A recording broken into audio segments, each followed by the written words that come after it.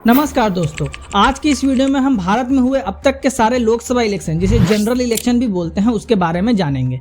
पहला लोकसभा इलेक्शन 1951-52 में हुआ था जो टोटल 489 सीटों पर लड़ा गया था, जिसमें से कांग्रेस ने 364 सीटें जीती और जवाहरलाल नेहरू देश के पहले प्रधानमंत्री बने। दूसरा लोकसभा इलेक्शन 1957 में हुआ था और इस बार भी कांग्रेस जीती और जवाहरलाल नेहरू दूसरी बार देश के प्रधानमंत्री बने। तीसरा जनरल इलेक्शन 1962 में हुआ और इस बार भी कांग्रेस जीती और जवाहरलाल नेहरू तीसरी बार देश के प्रधानमंत्री बने।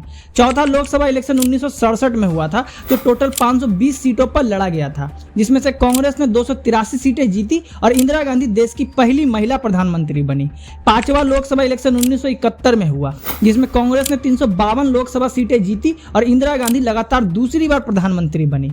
छठवां लोकसभा इलेक्शन 1977 में हुआ जिसमें जनता पार्टी ने 295 सीटें जीतकर कांग्रेस के विनिंग स्ट्रिक को तोड़ा और जनता पार्टी के लीडर मोरारजी देसाई भारत के नए प्रधानमंत्री बने। सातवां लोकसभा इलेक्शन 1980 में हुआ जिसमें कांग्रेस ने कमबैक किया और 1953 लोकसभा सीटें जीती और इंदिरा गांधी तीसरी बार भारत की प्राइम मिनिस्टर बनी।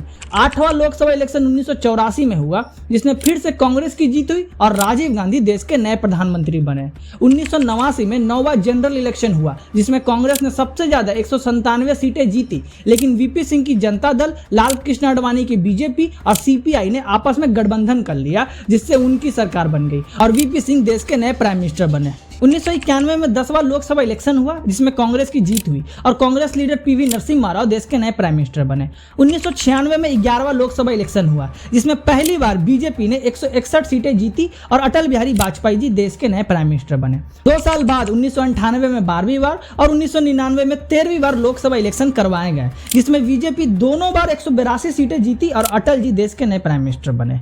2004 में 14वां लोकसभा इलेक्शन हुआ जिसमें कांग्रेस ने कमबैक किया। कांग्रेस ने 145 सीटें जीती, लेकिन सरकार बनाने के लिए कांग्रेस ने बीएसपी और समाजवादी पार्टी जैसे छोटे छोटे पार्टियों से गठबंधन किया, जिसे यूपीए का नाम दिया गया। तब जाकर कांग्रेस के मनमोहन सिंह 2004 में प्रधानमंत्री बने। 15वां लोकसभा इलेक्शन 2009 में हुआ जिसमें फिर से यूपीए की सरकार बनी और फिर से मनमोहन सिंह प्रधानमंत्री बने। 2014 में 16वां लोकसभा इलेक्शन हुआ जिसमें कांग्रेस की बुरी तरह से हार हुई और नरेंद्र मोदी के नेतृत्व में बीजेपी ने 282 सीटें जीतकर पूर्ण बहुमत से अपनी सरकार बनाई और मोदी जी देश के नए प्रधानमंत्री बने। 2019 में 17वां लोकसभा इलेक्शन हुआ जिसमें फिर से बीजेपी ने 303 सीटें जीतकर पूर्ण बहुमत से सरकार बनाई और नरेंद्र मोदी दूसरी बार देश के प्रधानमंत्री बने। और इस बार 18वां लोकसभा इलेक्शन हुआ। 4 जून को रिजल्ट आउट होगा जिसमें पता चल जाएगा कि देश का अगला प्रधानमंत्री कौन बनने जा रहा है।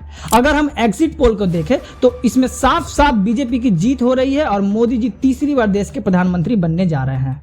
अगर ये वीडियो आपको इन्फॉर्मेटिव लगी हो तो चैनल को सब्सक्राइब करें और बेल आइकन जरूर दबाएं जिससे मेरे सारे वीडियो की नोटिफिकेशन आप तक पहुंचे। नेक्स्ट वीडियो में हम मोदी सरकार के पिछले 10 सालों के कामों के बारे में जानेंगे, तो प्लीज़ चैनल को सब्सक्राइब कर लें।